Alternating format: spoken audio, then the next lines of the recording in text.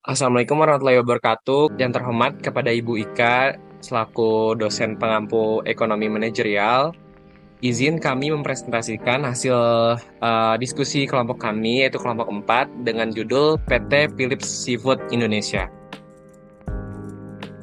Untuk itu aku selaku moderator izin memperkenalkan anggota-anggota dari kelompok 4. Aku Ekmal Gasi dengan NIM akhir 075. Saya Suci Fitriani Putri Pritama. Saya Fitra Kalbi Azizul Hakim Rasta. Saya Salma Sutyana Waryanto dengan NIM belakang 458. Saya Lita Dwinika dengan NIM akhir 379. Oke, next. Ini adalah pembahasan dari kelompok kami. Yang pertama itu ada deskripsi perusahaan, selanjutnya latar belakang kasus, ketiga ada hasil penelitian, yang keempat ada analisis suatu data, kelima hasil dari diskusi kami, selanjutnya teori bahaya moral, selanjutnya itu ada bagaimana sih bahaya moral terjadi pada kasus ini dan bagaimana sih suatu penyelesaiannya dari kasus tersebut, dan yang terakhir adanya kesimpulan atau saran.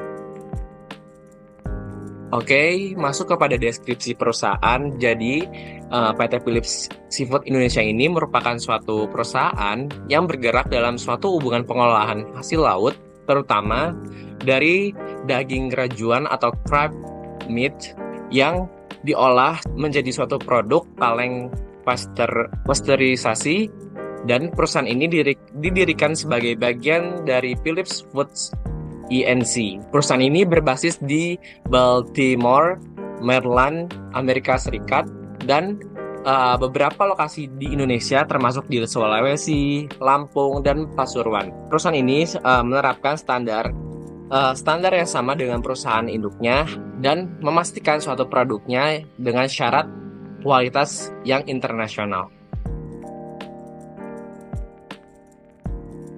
Contoh produk yang dijual oleh PT Philips Seafood Indonesia termasuk rajungan kaleng dengan merek seperti Blackan dan Sea Wings Can yang tersedia dalam berbagai jenis daging rajungan seperti jumbo, bevin, special, raw meat, dan finier. Selain itu, mereka juga menawarkan produk cup dengan kemasan yang lebih kecil, frozen crab meat yang kemasan tas, seperti produk bernilai tambah seperti crab cake dan olahan seafood lainnya, menggunakan bahan baku seperti udang dan cumi.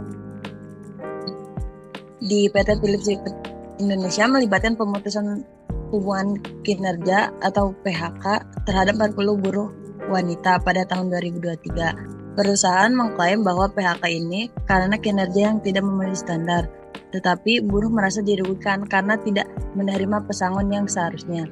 Dari 40 buruh, 17 mengajukan gugatan ke Pengadilan Negeri Tanjung Kerang dan memenangkan kasus tersebut. Sekitar 40-an buruh perempuan di bawah bendera Serikat Buruh Philips Seafood Indonesia atau SBPSI menggelar unjuk rasa di depan Pemkot Bandar Lampung Rabu 22 Februari 2023. Mereka mengadukan nasib kepada Wali Kota Bandar Lampung atas PHK sepihak dari PT Philips Seafood Indonesia Lampung Plan. Ibu-ibu ini membawa poster dan banner bertuliskan, "Kami menolak PHK sepihak dan pekerjakan kami kembali sekarang juga." Aksi di depan kantor Pemkot ini merupakan upaya serius karena mereka sudah 9 kali menggelar aksi di depan Pot Philips di Jalan Insinyur Sutambi, Campang Raya, Tanjung Karang Timur. Didampingi LBH Kota Bandar Lampung, mereka mengharapkan mediasi pertama dengan bidang hubungan industrial dan perlindungan tenaga kerja di Snaker, Bandar Lampung. Eka, salah satu buruh, menyatakan sejak di PHK, status pekerja tetap dihapus dan diganti dengan harian permanen. Pihaknya mencium kecurangan perusahaan. Awalnya mereka diliburkan sepekan, 2 pekan, sampai sebulan. Kesempatan ini perusahaan malah memasukkan pekerja baru. Pengadilan memerintahkan perusahaan untuk membayar pesangon dan hak-hak lainnya senilai 1,4 miliar. Namun, perusahaan mengajukan kasasi yang kemudian ditolak oleh Mahkamah Agung sehingga putusan awal terhadap pelaku. Kasus ini menjadi contoh perjuangan buruh untuk mendapatkan hak-hak mereka dan menunjukkan bahwa perusahaan tidak bisa mengabaikan hak kerja tanpa konsekuensi. Saya kembalikan kepada moderator. Dengan menggelar aksi ini tuntutan ibu-ibu semua apa sih, Bu? Tuntutan kami orang sih mau kita orang bekerja kembali gitu. Oke, Bu. Untuk ibu-ibu semua, harapannya apa sih Bu supaya ke PT Philips Bu? Nah, dari hasil penelitian kelompok kami, sengketa PHK di PT PSI telah melalui 3 tahapan berikut. Yang pertama, perundingan bipartit antara buruh dan perusahaan pada Februari 2023 yang gagal mencapai kesepakatan. Dan yang kedua, mediasi tripartit oleh Dinas Tenaga Kerja Kota Bandar Lampung, tetapi tetap tidak menemukan solusi. Nah, yang ketiga, gugatan pengadilan hubungan industrial sebagai langkah terakhir untuk menyelesaikan sengketa. Nah, dari analisis data ini, faktor utama yang menghambat penyelesaian sengketa secara non-litigasi antara lain yang pertama, kurangnya itikat baik dari PT PSI untuk memenuhi hak-hak buruh. Yang kedua, tidak adanya regulasi yang mengharuskan kehadiran pihak-pihak dalam mediasi. Dan yang ketiga, sikap kurang kooperatif dari kedua belah pihak dalam perundingan. Nah, yang terakhir dan keempat, keterbatasan mediator dalam menangani kasus-kasus serupa dalam jumlah besar. Nah, berdasarkan pasal 15 4A Undang-Undang Cipta Kerja, perusahaan memiliki kewajiban memberikan kompensasi bagi pekerja yang di PHK. Namun, PT PSI tidak sepenuhnya memenuhi kewajiban ini, sehingga gugatan ke PHI ini menjadi pilihan yang ditempuh oleh buruh.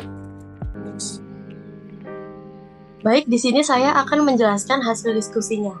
Penyelesaian konflik seperti ini tidak hanya bergantung pada jalur hukum saja, tetapi juga memerlukan pendekatan manajerial yang strategis tentunya.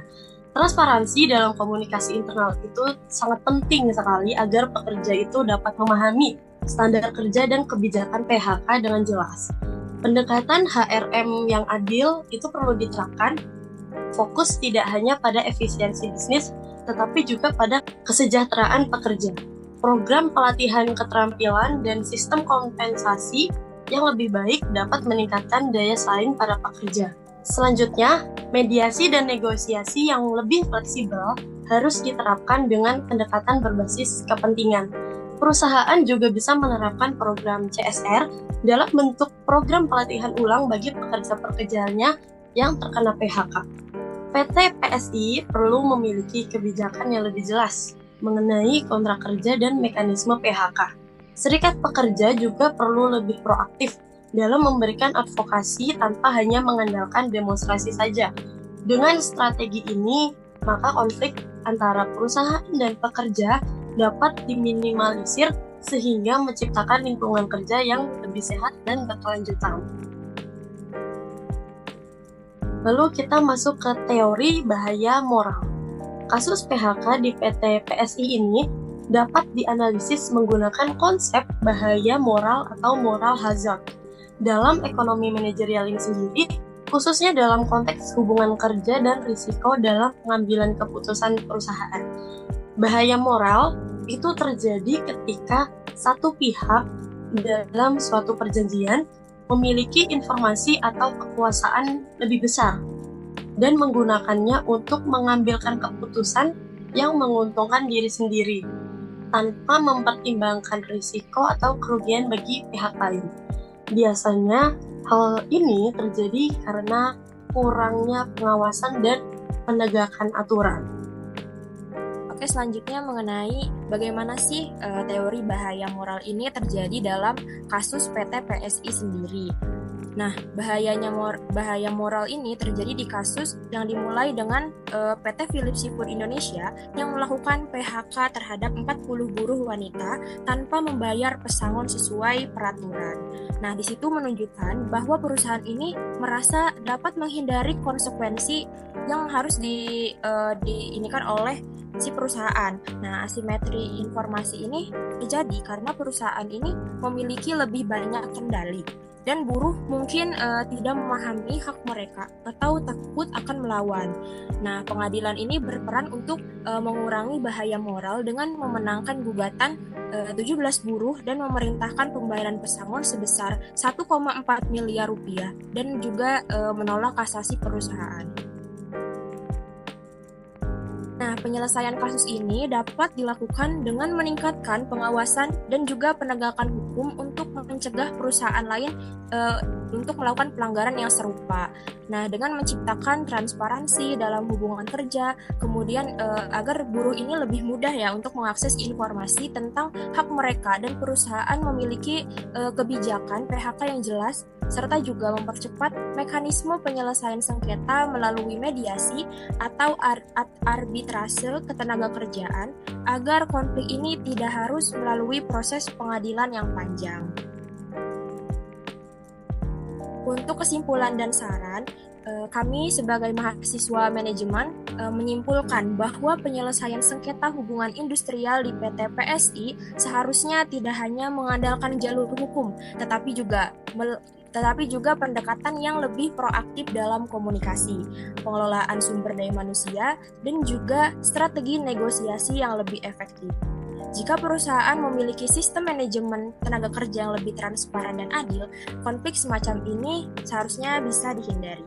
Oleh karena itu, kami menyarankan agar perusahaan lebih terbuka dalam menyampaikan kebijakan ketenagakerjaan dan melibatkan pekerja dalam pengambilan keputusan yang mempengaruhi masa depan mereka.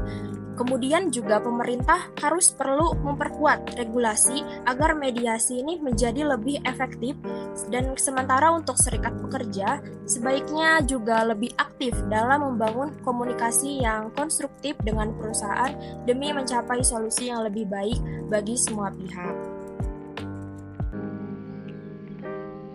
Aku sebagai moderator izin menutup presentasi kita. Itu saja dari kelompok kami. Apabila ada kesalahan dan kekurangannya, mohon dimaafkan. Kurang lebih mohon maaf. Wassalamualaikum warahmatullahi wabarakatuh.